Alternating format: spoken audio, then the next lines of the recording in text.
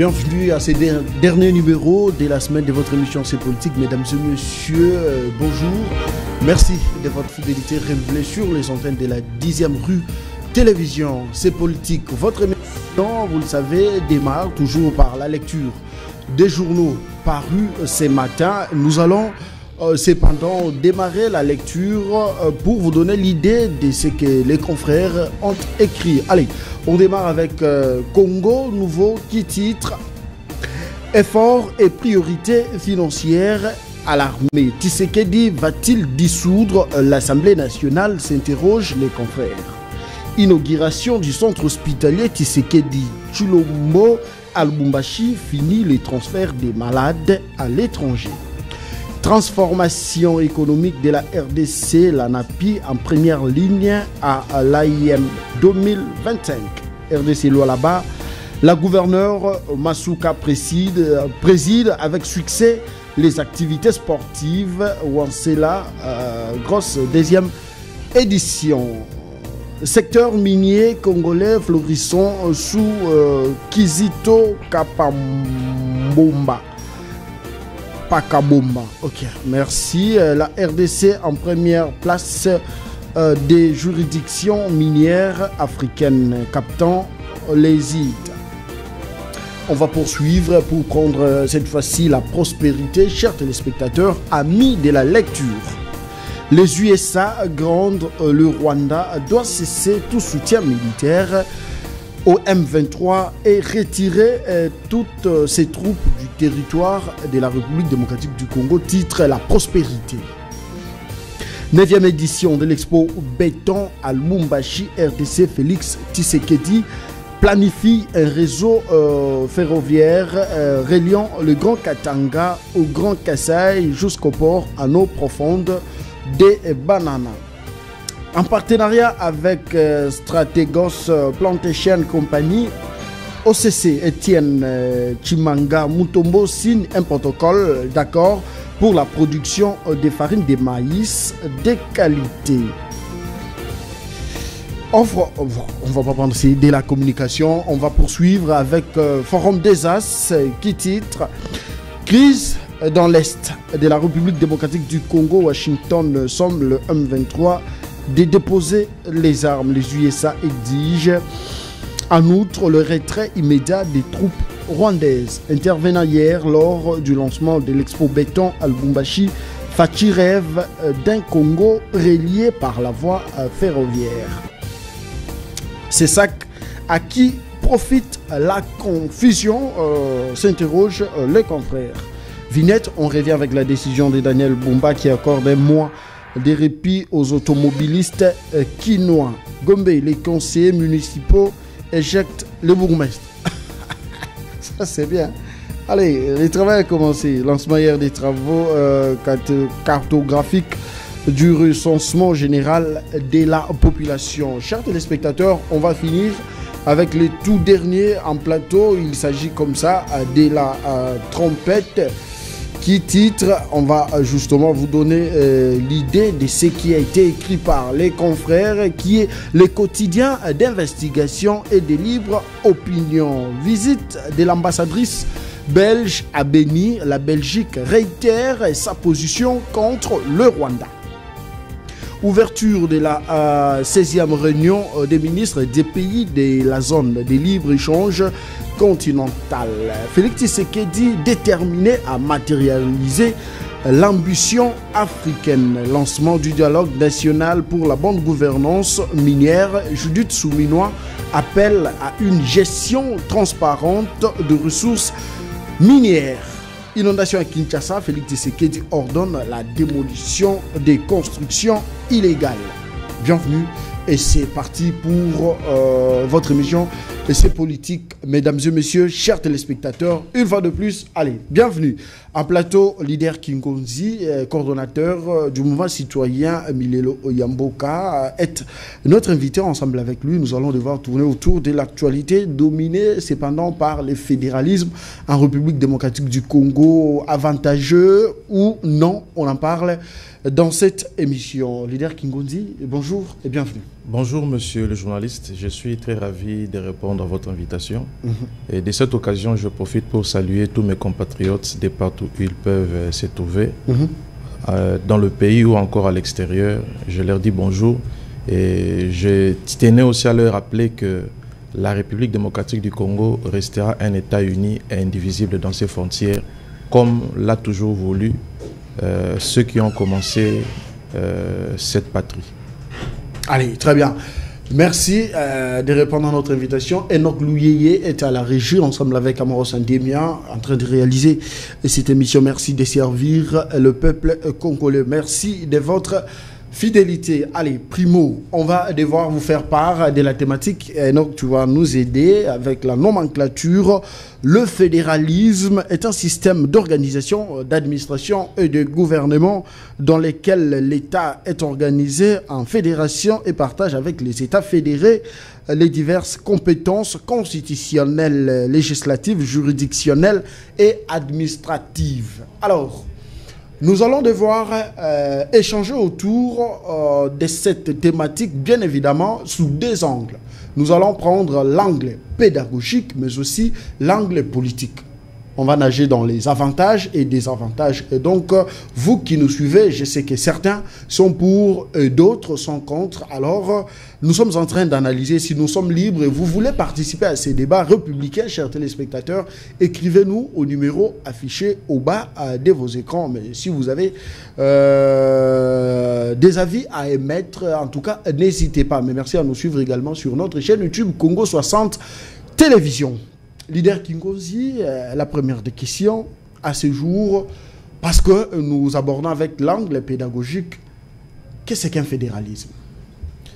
Bon, disons avant que nous puissions donner une compréhension nette sur le fédéralisme, nous aimerions faire comprendre à ceux-là qui nous suivent que toute république est dirigée par deux têtes. Deux têtes dans la gestion de la République. Il y a notamment ce qu'on appelle la forme de l'État et aussi ce qu'on appelle le régime politique. Les deux têtes vont toujours ensemble pour que l'État puisse tenir et que l'État puisse mieux évoluer. Et en ce qui concerne la forme de l'État, c'est à l'intérieur qu'on trouve la notion du fédéralisme et les autres formes de l'État. Au fait, la forme de l'État voudrait dire tout simplement la manière dont le pouvoir public est exercé sur un territoire quelconque.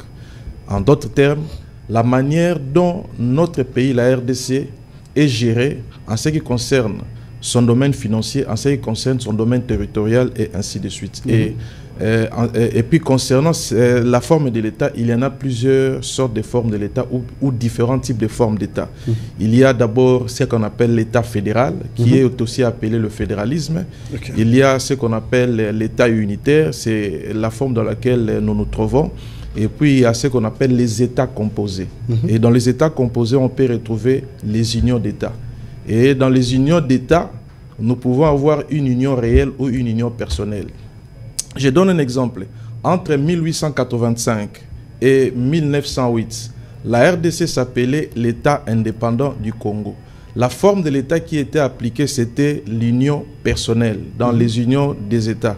L'union personnelle parce que le roi des Belges avait pris le Congo en otage comme étant un bien individuel à lui, un bien personnel. Mais quand nous avons quitté 1908 jusqu'à 1960, nous étions dans l'État... là, nous étions dans l'union réelle, où le roi des Belges avait retourné la RDC entre les mains de la Belgique. C'est ce qu'on appelait le Congo belge. Et ainsi de suite, nous avons évolué. Pour l'instant, la République démocratique du Congo vit sous la forme de l'État unitaire fortement décentralisé, qui est de loin différente de la forme de l'État fédéral ou encore le fédéralisme. Voilà un peu ce qui signifie ces termes. Et en autre précision, nous dirons également que le fédéralisme, c'est une situation de gestion qui fait état de la manière dont les provinces sont gérées. Les provinces deviennent comme des États fédérés. Très bien. Les provinces ont une indépendance totale sur le plan des gestions financières, sur le plan même des gestions judiciaires et sur le plan même des gestions philosophiques du développement de chaque province. Et ils ne rendent compte seulement à l'État fédéral ou encore au sommet pour pouvoir voir comment les États sont gérés et ainsi de suite. Vous voulez parler du pouvoir central? Je voudrais parler du pouvoir central. Et la difficulté, c'est que, en ce qui concerne le fédéralisme ne marche généralement mieux ou encore très bien avec un régime politique qui est associé. Et la plupart du temps, les régimes politiques associés au fédéralisme, c'est le régime présidentiel. Mais malheureusement, dans tous les États du monde, le régime présidentiel n'a jamais réussi parce que lorsqu'on l'associe avec le fédéralisme, ça amène les gestionnaires du pouvoir à des déviations. C'est comme ça que nous allons retrouver dans certains pays du monde, il y a ce qu'on appelle le présidentialisme. Et en ce qui concerne ce présidentialisme-là, nous avons le présidentialisme africain et nous avons aussi le présidentialisme sud-américain. Et nous avions même tenté, dans un temps peu lointain, quand le feu président Mouzé Laurent Désiré Kabila était au pouvoir, nous étions dans un système du présidentiel.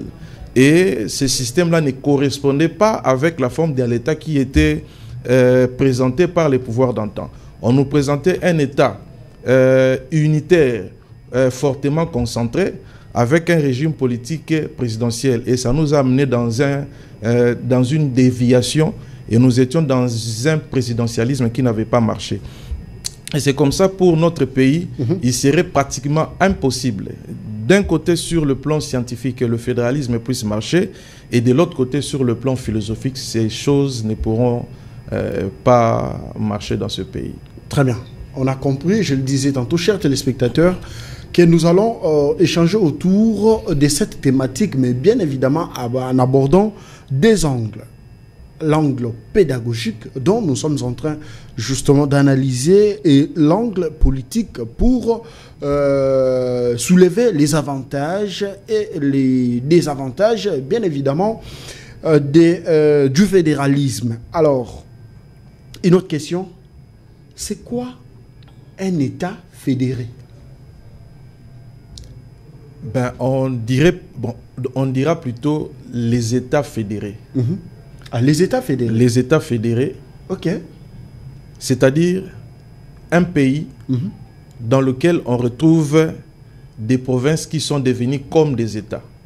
C'est-à-dire? C'est-à-dire, ces provinces n'ont pas obtenu une indépendance politique, mais ils n'ont que le pouvoir d'autonomie de gestion de leur province comme veulent la population, comme veulent les assemblées de ces États et comme veulent aussi les gouvernements de ces États. L'État fédéral qui est au sommet comme le gouvernement central ne vient pas s'ingérer dans les décisions prises par ces États fédérés ou encore par ces États sous-indépendants. C'est le cas comme des États-Unis d'Amérique.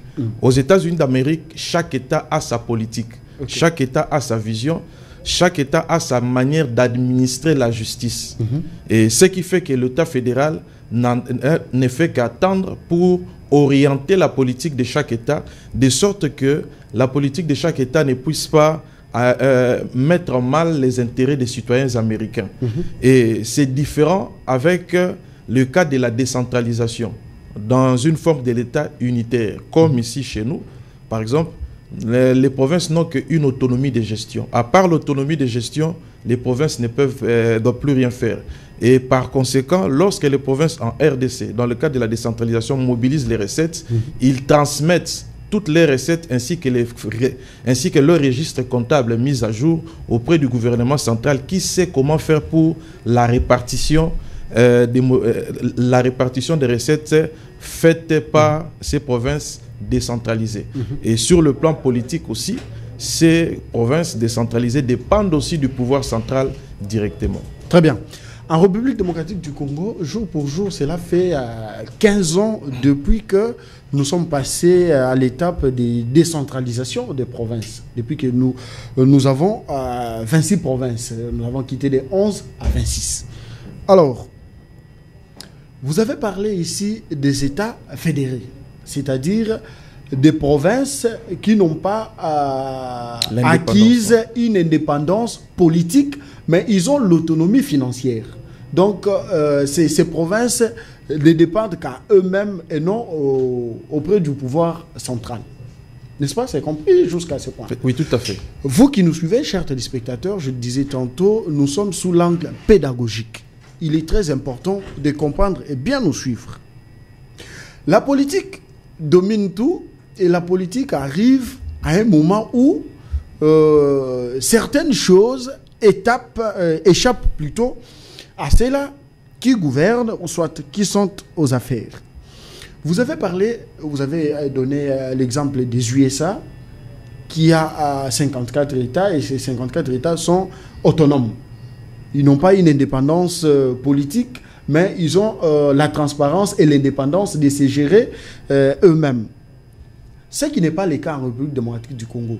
Les gouverneurs de province ont toujours plaidé ou soit demandé ou s'inquiètent de la gestion du pouvoir central dans le corps où ces provinces génèrent des moyens et ces moyens sont envoyés au gouvernement central de sorte que le gouvernement fasse ce qu'on appelle la rétrocession.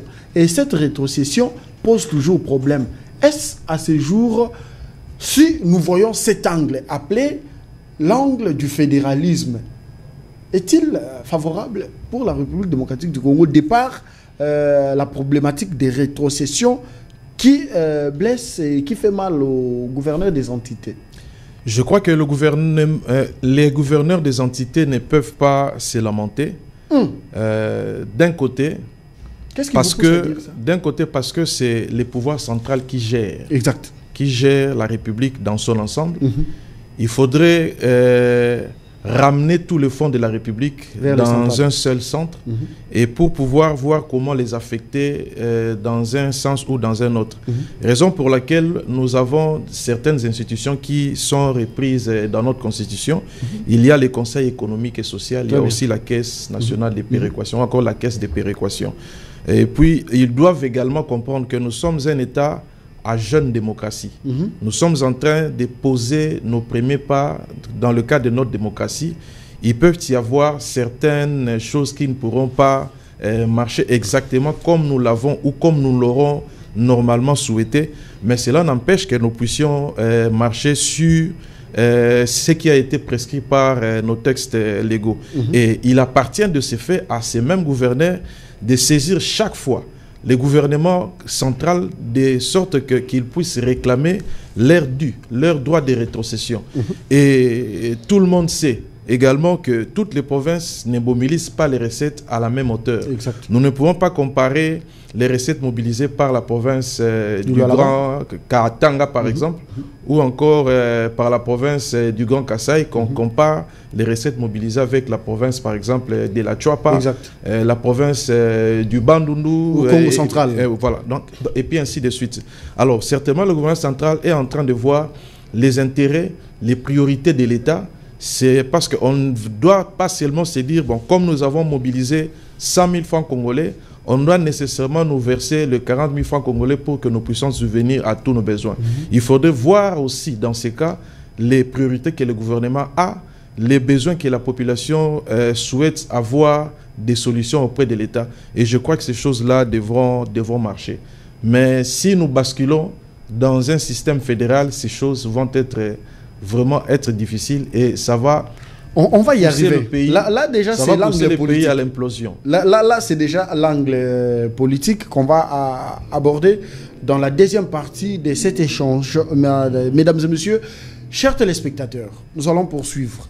À ce stade, pédagogiquement parlant, pouvez-vous nous dire ou nous donner les avantages et désavantages du fédéralisme? Disons, les avantages du fédéralisme, comme je l'ai précédemment dit, il faudrait que ça soit associé nécessairement à un régime politique qui doit être présidentiel. Parce que si le régime est présidentiel, ça permet au président de la République d'avoir le contrôle sur tous les États fédérés. Mais avoir un système fédéral avec un régime politique semi-présidentiel, ça va amener au blocage et puis il y aura une difficulté de gestion de toutes ces entités qui seront devenues des entités fédérées. Et en dehors de ça, l'autre danger aussi, c'est que si nous basculons dans l'État fédéral et que nous associons ces régimes présidentiels qui ne marchent qu'avec le fédéralisme ou encore avec l'État fédéral, nous allons basculer à un système totalitaire. Nous serons dans un système présidentialiste. Un système présidentialiste où le président de la République aura tout le pouvoir et il fera tout ce qu'il voudra et ça conduira le pays dans une instabilité politique et de gestion. Puisque lorsque les provinces qui seraient en train de mobiliser les recettes, je prends les exemples des provinces les plus riches de la RDC comme le Grand Katanga, la province orientale, le nord et le sud. Voilà. Et quand elles seront en train de mobiliser les recettes, ils devront vouloir gérer à leur propre fin les intérêts de leur province ou encore dans les intérêts de leurs États fédérés. Et c'est ce qui ne sera pas compris avec le sommet qui sera le président de la République qui sera en train de gérer dans le cadre d'une autorité autoritaire. Alors, il ne faudrait pas. Mais par contre, si nous allons ou encore si nous restons dans le système d'un État unitaire, décentralisé, c'est beaucoup plus sûr que nous puissions faire participer tout le monde. Le président de la République devra participer puisque là, nous allons associer avec un régime qui serait soit le parlementaire ou encore le semi-parlementaire, c'est-à-dire ou encore le semi-présidentiel, j'allais dire. Et de ce fait, le Parlement de la République devra là participer en votant des lois en faveur de la population congolaise en général. Et il y aura un gouvernement qui sera un gouvernement central qui va regrouper toutes les sensibilités du pays et cela permettrait à ce que les provinces qui n'ont pas assez de moyens de mobilisation des recettes bénéficient également de ceux qui proviennent des provinces qui ont une forte probabilité de mobiliser des recettes dans l'État à haute échelle. C'était l'avantage. Oui. Les désavantages. Bon, il n'y a aucun des désavantages pour... le fédéralisme. Non, il n'y a aucun des désavantages pour la forme de l'État unitaire décentralisé. Il n'y en a pas. Parce que là, on associe avec le régime on associe avec un régime politique qui est soit le parlementaire ou qui est soit le semi-présidentiel. Dans lesquels régimes... C'est trop technique, hein? J'aimerais que les téléspectateurs soient à votre niveau. S'il n'est pas simplifié... Oui, je voudrais simplifier. Les avantages d'un régime semi-présidentiel, déjà, la population vote son président de la République directement au suffrage universel comme nous le faisons. Par contre, dans le système fédéral, il y a certains États qui ont adopté le vote par le suffrage universel direct de la population elle-même directement, et d'autres États adoptent le système que le président de la République soit voté au second degré du Parlement. C'est-à-dire le président devra être voté par le sénateur. Et ce système risque de créer un danger. Et c'est un système qui avantage beaucoup les plus riches des États. Mais par contre, dans un régime semi-présidentiel, dans le système de décentralisation comme forme d'État, là, la population participe au vote, non seulement du président de la République, mais aussi au vote des députés nationaux et aussi au vote des députés provinciaux, ainsi de suite, à tous les ceux niveaux qui participent dans la gestion de la République. Merci beaucoup, mais surtout, merci à vous qui nous suivez, chers téléspectateurs. Nous poursuivons toujours dans l'angle pédagogique. Vous nous suivez, vous êtes apprenants, étudiants, élèves, écoliers. Et d'ailleurs, les élèves sont en détente. Hein. Merci de nous suivre et d'écrire surtout, car ce qui sort ici, c'est très intéressant pour vous, chers élèves. L'angle pédagogique. Nous allons poursuivre. En 1963, nous sommes en République démocratique du Congo. Le Katanga a connu une sécession avec le feu Moïse Tshombe. N'est-ce pas, c'était à cette époque que le Katanga avait émergé en termes d'infrastructure et son développement. Est-il favorable, cet État ou soit ces systèmes, pour la République démocratique du Congo? Bien évidemment, la grande province du Katanga, les personnalités qui géraient la grande province, ainsi que ceux, et même celles qui étaient influentes auprès du gouvernement central et qui avaient des entrées auprès des officines internationales, ont participé dans ce que nous avons appelé là la sécession katangaise. Et on ne doit pas seulement noter que la RDC n'a eu ou n'a connu qu'une seule sécession. Il y avait aussi la sécession kassaïenne, avec l'empereur Albert Kalonji Tunga, dit Moulopoué, qui avait aussi avant, quelque temps, basculer dans le système de vouloir réclamer une indépendance. Parce que les provinces qui ont une indépendance politique, hein, il faut le préciser. C'est ça, une indépendance politique qui inclut également l'indépendance économique de chaque province, de sorte que ces provinces ne puissent plus dépendre du gouvernement central. Mais malheureusement pour eux, ou encore pour ces ténors qui étaient en train de préconiser vouloir arracher ces indépendances, n'ont pas réussi leur coup, puisque la population congolaise est une population qui tient à vivre ensemble. Et le danger, puisque même dans la constitution de Loulabour de 64, la constitution consacrait... Donc là, ça consacrait un système d'État fédéral. Donc, un État fédéral qui devrait être organisé sur l'ensemble du territoire national. Mais malheureusement, lorsque nous avons la loi fondamentale ou encore la Constitution qui parle de manière expresse que la forme de l'État choisie, c'est la forme fédérale, la compréhension de nos communautés ainsi que celle des personnalités qui représentent ces communautés ne vont jamais ou ne va jamais de pair avec ce que disent réellement les textes. Et finalement, la forme fédérale. Et finalement, exactement, c'est quoi là? La forme fédérale, exactement, c'est une province qui a ses autonomies, qui a ses particularités à tous les niveaux, qui a une indépendance. À l'exception, c'est trop fort. Je dirais pas une indépendance, c'est une autonomie à tous les niveaux qui lui oblige d'imprimer sa propre philosophie de gestion, sa propre philosophie de développement, sans tenir compte nécessairement du pouvoir central qui est au niveau de l'État fédéral. Et généralement, ils ne reçoivent pas de directives. Ils ne reçoivent pas d'ordre en ce qui concerne la manière de gérer. Mais par contre, dans la décentralisation, ça permet à ce que l'État puisse participer. Et les dangers qu'il y a eu pendant ces années-là, entre 1960 jusqu'à 1964, que nous avions connu ces cas de sécession, c'est parce qu'il y avait déjà l'impression, ou il y avait déjà la matérialisation d'un État fédéral qui s'est vivait. Et en termes de mobilisation, peut-être ces provinces ont estimé que les niveaux, les hauts sommets ou encore l'administration centrale de la République ou encore de l'État fédéral ne pouvaient pas répondre à leurs questions ou à leurs besoins. C'est comme ça qu'ils ont mal compris et ils ont tenté de basculer vers des tentatives de vouloir solliciter des indépendances irréfléchies à l'époque. Merci beaucoup. Merci à vous qui nous écrivez et surtout merci de nous suivre. Il y a une question qui nous arrive là. On me demande de vous poser cette question. Pouvez-vous nous donner la différence entre un État fédéral et un État fédéré? Est-ce qu'il y a une nuance? Et quelle est la différence? La nuance, nous avons dit ceci. La forme de l'État, ça s'appelle État fédéral. Ou encore, c'est ce qu'on appelle le fédéralisme. Et dans l'État fédéral, nous retrouvons dans sa composition les États fédérés. C'est comme un triangle où à la base, nous avons les États fédérés et au sommet, c'est le gouvernement qui gère. Très bien. C'est ça la compréhension des choses. Et ce n'est pas de loin très différente de l'État fédéré. Non, ce n'est pas de loin très différente avec ce que nous vivons. C'est comme un exemple.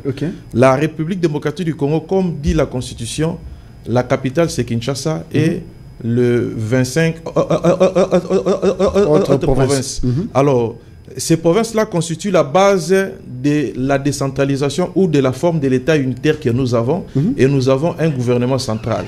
Et lorsqu'on compare cela avec les États-Unis d'Amérique, où il y a des États, ces États-là sont comme des provinces de la RDC, où au sommet, il y a un gouvernement qui est en train de patronner. Voilà un peu la simple compréhension que ceux qui suivent peuvent avoir l'idée pour pouvoir mieux appréhender la chose. Allez, merci. Merci de nous suivre surtout. Alors, l'État fédéral, on reste dans cette thématique, mesdames et messieurs, car elle fait polémique. Et surtout cette tribune de M. Kamitatou. On va poursuivre. Le fédéralisme est-il une solution pour la République démocratique du Congo au regard de tout ce que nous avons évoqué ici? nous avons parlé de la problématique des rétrocessions au niveau des provinces.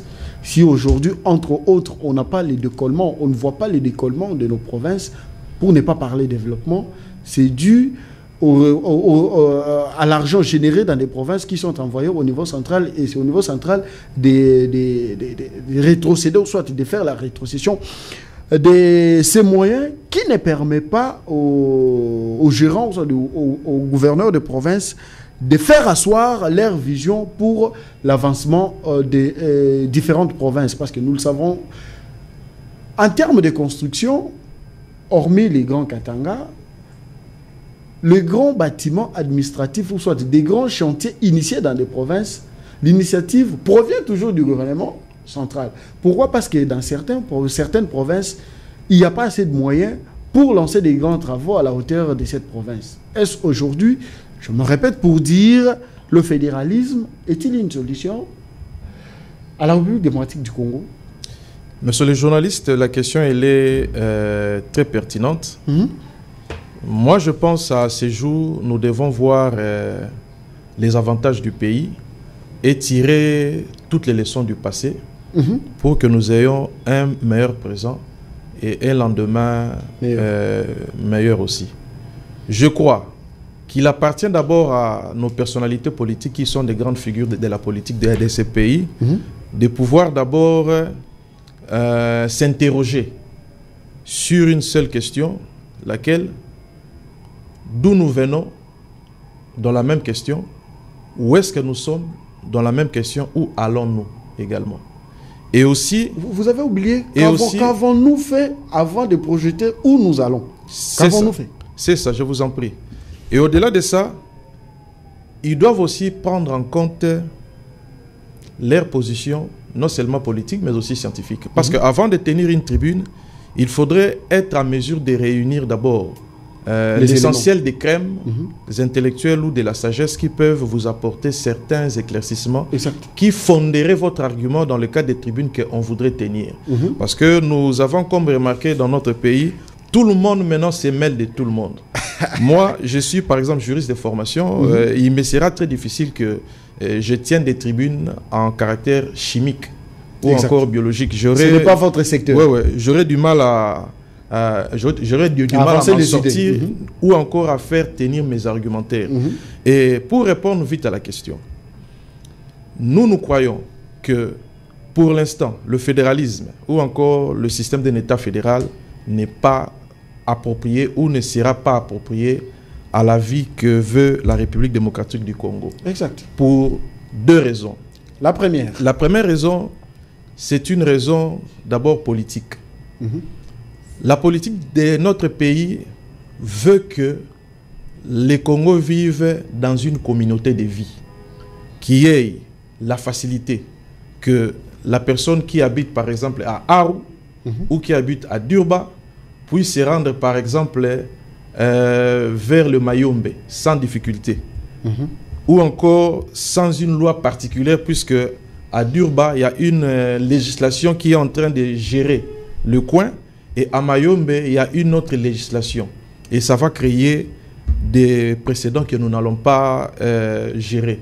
Et la deuxième raison que le fédéralisme ne pourra pas marcher, puisque ça va créer un système de gestion censitaire. C'est-à-dire, les plus riches et les plus puissants, seuls seront à mesure de trôner, de patronner et de faire ce qu'ils veulent faire pour ce pays. Et en conséquence, ça va faire basculer le pays dans une implosion qui ne dira pas son mot.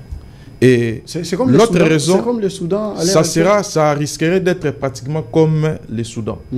Et lorsqu'il y aura difficulté dans le cas de mobilisation des recettes de l'État, je prends la province du Kwango, qui n'a pratiquement pas grand-chose en termes de recettes régulières, elle va avoir du mal à se lancer. Je prends la province du Nord Ubangi, je prends la province du Mai-Ndombe. Ces provinces vont avoir du mal pour décoller si nous acceptons cela. Et les autres provinces seront en panne de vouloir soutenir les autres provinces parce que elles vont se dire, ou encore ces entités vont se dire, non, nous avons besoin de construire nos propres routes et nous avons mobilisé telle somme d'argent. Et vous voulez quoi? Et ça va faire basculer le pays dans une instabilité sécuritaire incroyable.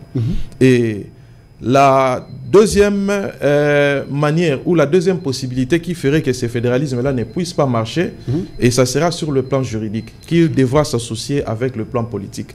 Parce que lorsque nous lisons notre constitution du 18 février 2006, telle que modifiée à ce jour, l'article 1er de la constitution nous dit ceci.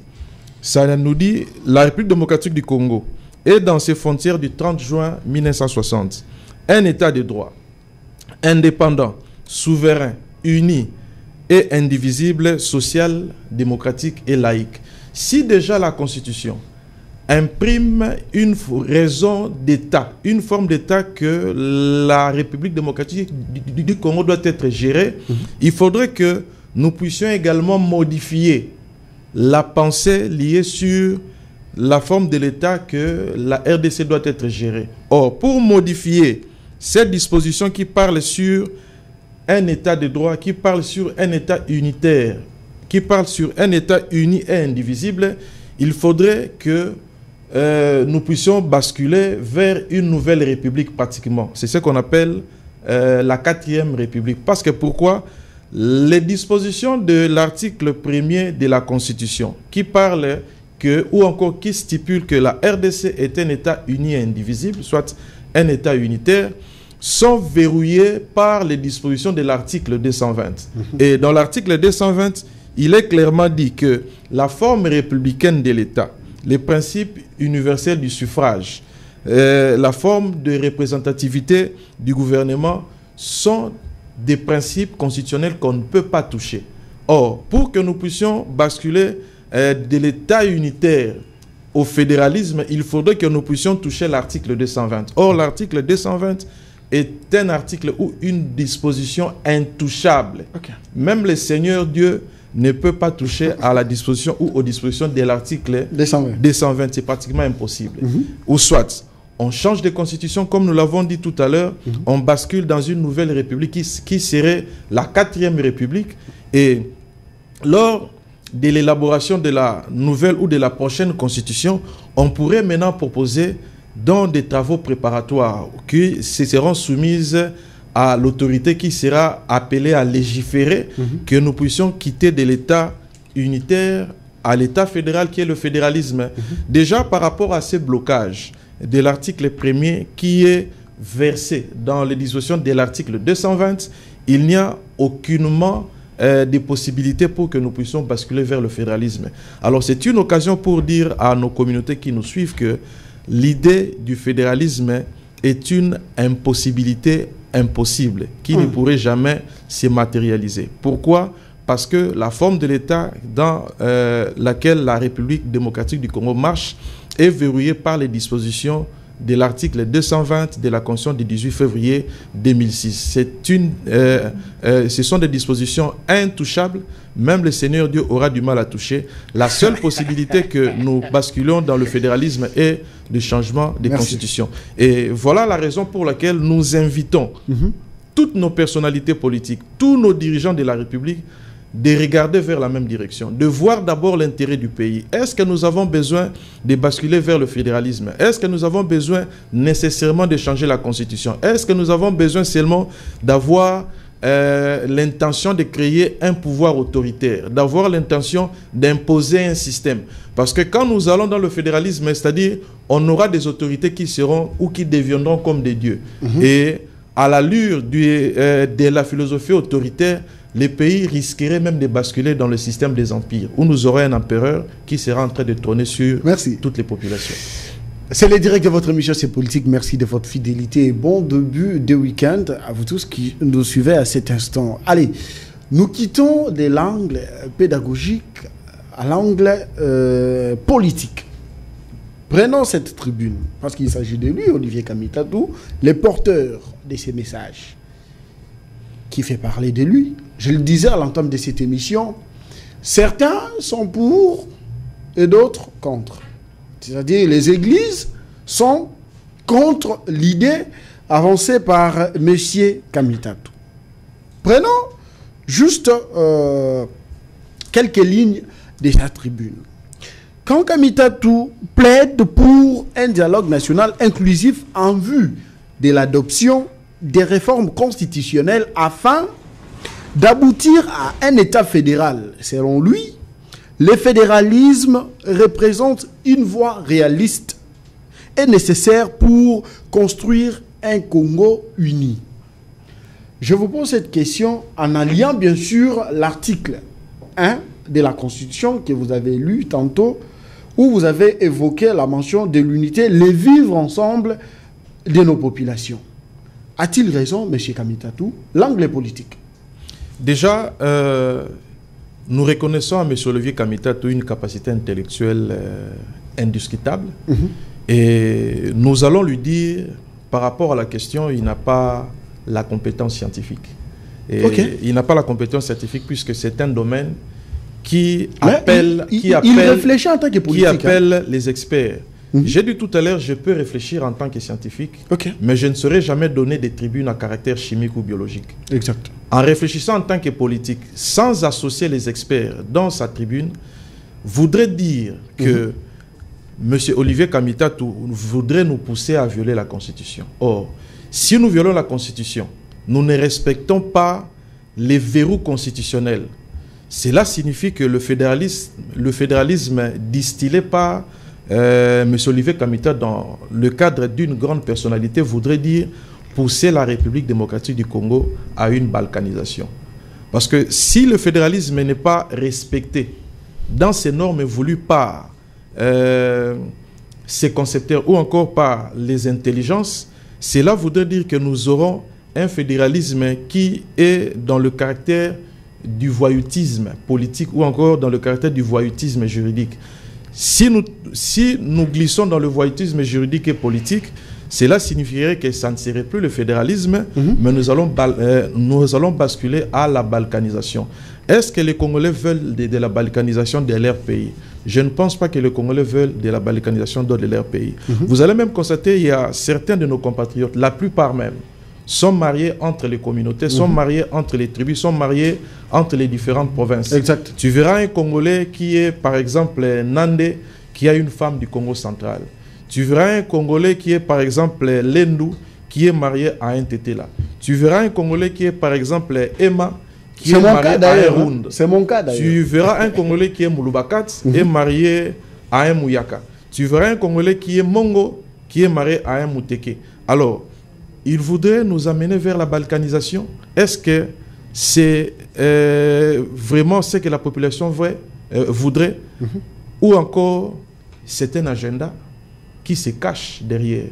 Et nous pensons qu'il est temps que les Congolais comprennent et aient la capacité d'analyser les tribunes qui sont tenues par les différentes personnalités. Mais en ce qui concerne les discussions peuvent avoir lieu.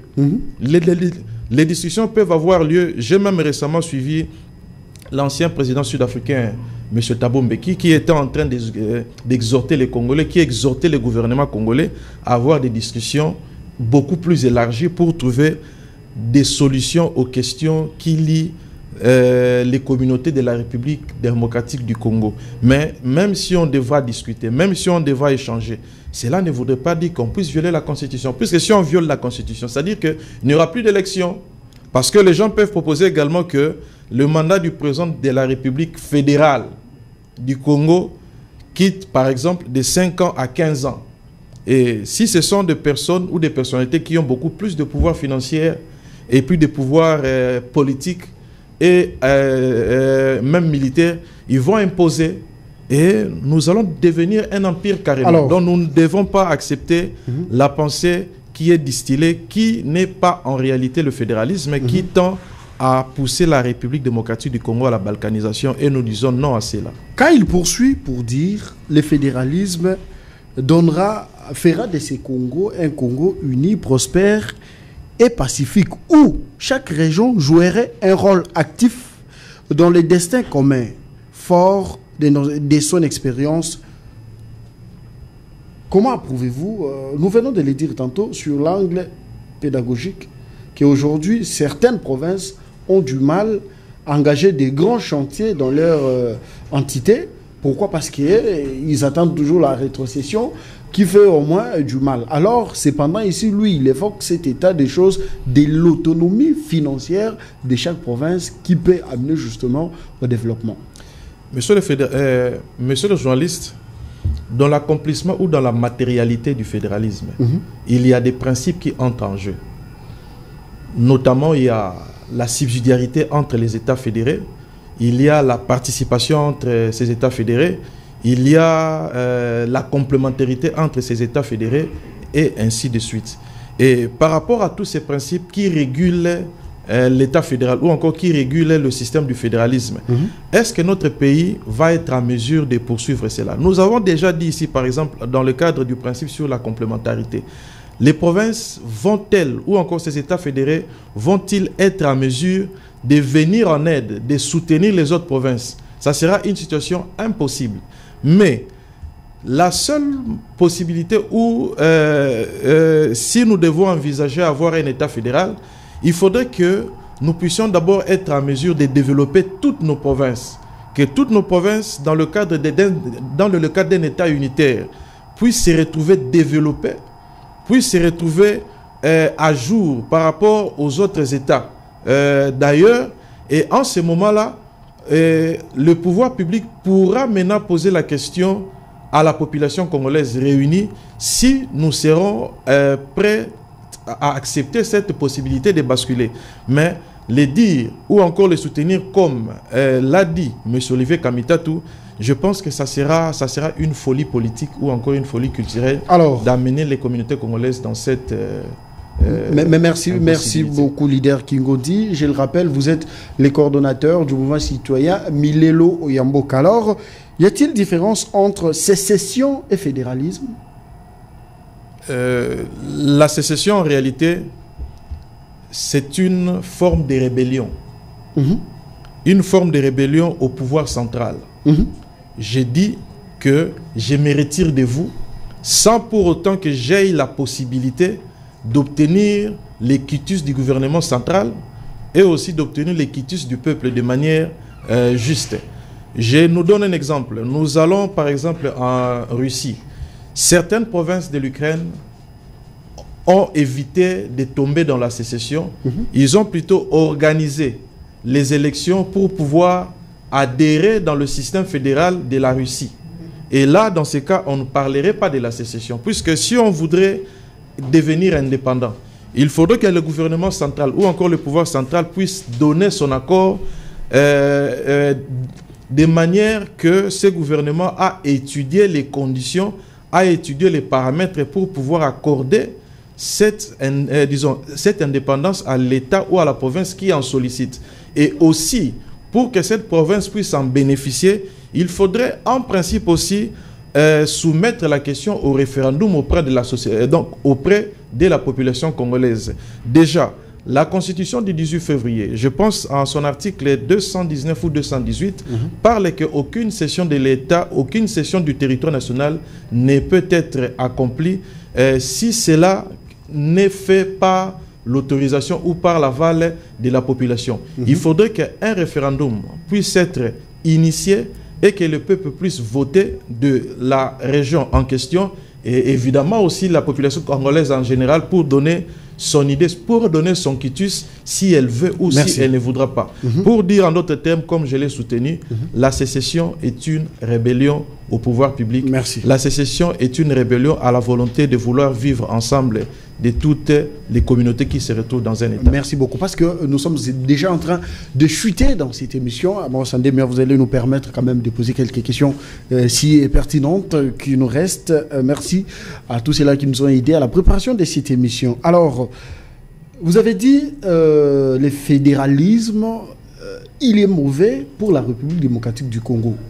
D'aucuns l'ont également approuvé. Patrick Mouya, porte-parole du gouvernement, la Cinco également, plusieurs personnalités religieuses, de temps aussi politiques, ont condamné la position prise par M.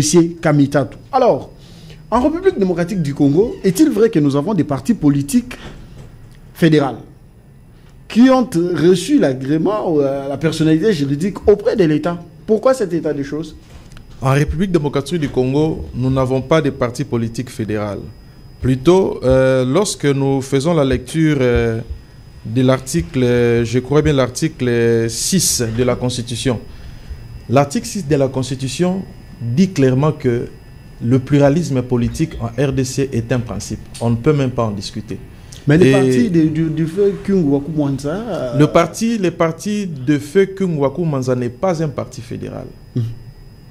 Il ne faudrait pas confondre la pensée politique de chaque parti politique c'est là le problème. Avec le système que veut la majorité du peuple congolais ou encore la majorité des populations congolaises.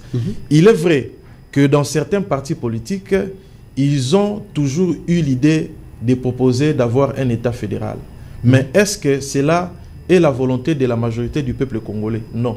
Et j'estime, et en ce que je sache, le parti de feu Kungwaku Mwanza n'est pas seulement représenté dans le Grand Katanga. C'est un parti qui est représenté dans... L'UNAFEC, hein? Oui. L'UNAFEC est représenté dans le Grand Bandundu. L'UNAFEC est représenté dans le Grand Équateur.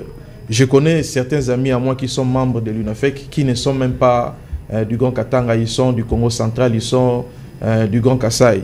Et dire que les partis sont des partis à caractère fédéral, je n'y pense pas. Merci. Mais il faudrait aussi préciser que nos partis politiques, généralement, n'ont pas assez de moyens pour pouvoir procéder à leurs implantations. Parce que la mission d'un parti politique, c'est d'éduquer la population, c'est de former la population, c'est d'informer la population aussi de ce qui se passe. De produire des bons citoyens. Et comme nos partis politiques n'ont pratiquement pas de moyens, c'est comme ça que nous voyons ceux qui sont, par exemple, dans une province quelconque, comme par exemple au Congo central, ils se disent qu'ils n'ont pas le moyen pour déplacer tous les bureaux politiques pour Kinshasa, pour implanter. Et nous avons plutôt l'impression que ce sont des systèmes fédéraux des partis politiques, alors que ce n'est pas le cas. Et nous demanderons peut-être au gouvernement central, dans l'avenir, comme le voudrait la Constitution, que l'on soutienne les partis politiques, qu'on finance les activités des partis politiques, surtout les partis qui sont représentatifs au sein de nos assemblées. La toute dernière question. Quel est le danger du fédéralisme? Les dangers du fédéralisme, c'est que dans nos États, le principe que voudrait le fédéralisme auront du mal à être respectés. Il y en a plusieurs. Il y a la complémentarité entre les États fédérés, il y a la participation, il y a la subsidiarité et ainsi de suite. Et puis, le fédéralisme doit nécessairement être associé avec un régime politique. De préférence, c'est le régime présidentiel. Et si nous allons dans un régime présidentiel, dans le cas du fédéralisme, nous basculerons à un présidentialisme. Et ça sera une déviation de la manière que le pays devra gérer, puisque nous aurons un pouvoir autoritaire. Merci. Et en dernier lieu, prôner le fédéralisme en ce moment de notre pays, où le pays traverse une agression sur son sol, ça veut dire c'est prôner la balkanisation que la population congolaise ne voudrait pas entendre. Vous étiez nombreux à nous suivre, chers téléspectateurs. Merci de votre fidélité renouvelée. Premièrement, à la 10e rue télévision, mais aussi à cette grande émission, c'est politique. Le directeur provincial de la direction provinciale des recettes non fiscales de la province du Lualaba, M. Georges Tchatambov, qui nous a suivis avec une attention soutenue. Merci de votre fidélité, mais également aussi au coordonnateur Étienne Walamina. Merci de nous prêter main forte et nous encourager dans ce que nous faisons comme travail. Heureux anniversaire, parce que c'est le début de week-end. Permettez-moi de souhaiter un heureux anniversaire à une très jolie dame de la capitale, Stéphanie Ampolé, qui fête son anniversaire en ce jour, une année de plus. Merci et plein de bonnes choses à vous, mais aussi à Fils Écosse Nzolu Fils. Merci. Heureux anniversaire également à vous aussi. Allez. Merci à Leader Kingondi de répondre à notre invitation. Vous étiez percutant, intéressant pour ceux-là qui nous ont suivis autour de cette thématique du fédéralisme. qui fait parler d'aucuns en République démocratique du Congo, mais je crois qu'on reviendra peut-être plus tard pour en parler également. Allez, merci à la grande équipe qui nous a accompagnés à Morosandébia, Pati Salé et Dieudonné Massounda qui nous a aidé pour préparer cette émission. J'ai été assisté par JC Kabambi. Merci de nous avoir suivis. On se revoit le lundi pour un autre numéro. Entre-temps, à cela plus tard. Merci.